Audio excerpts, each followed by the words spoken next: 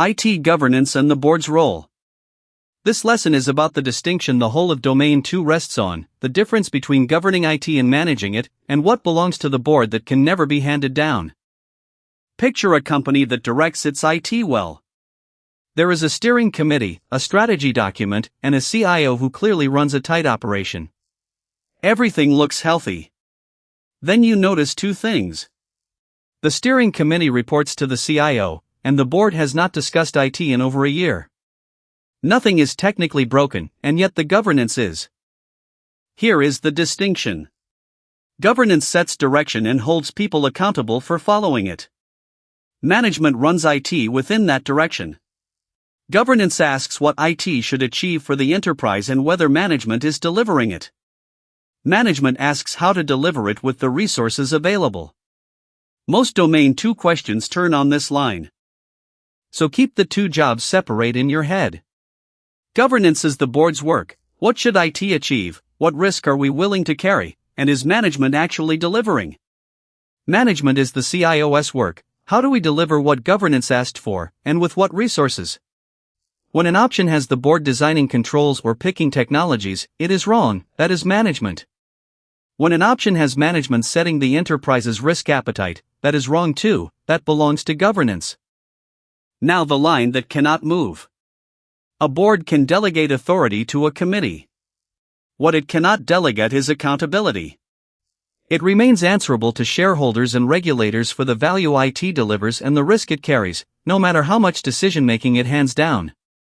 So what stays with the board, non-delegable?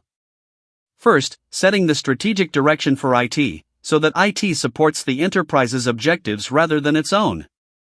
Second, ensuring IT actually delivers value for what it costs.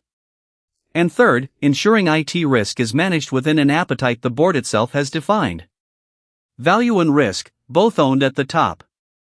And fourth, holding management accountable, through reporting the board can actually rely on. Set direction, ensure value, ensure risk is managed, hold management to account. Those four do not move down the organization. The fastest way to spot broken governance is to follow the reporting line, exactly as you would for the audit function in Domain 1. Oversight cannot report to the thing it oversees. Which is the real failure in our scenario. A steering committee exists to align IT with business needs on behalf of the enterprise. If it is chaired by the CIO and reports to the CIO, it oversees IT while answering to the head of IT. It cannot give independent, business-driven direction. The structure has quietly turned oversight into self-endorsement. And here is the trap that costs marks.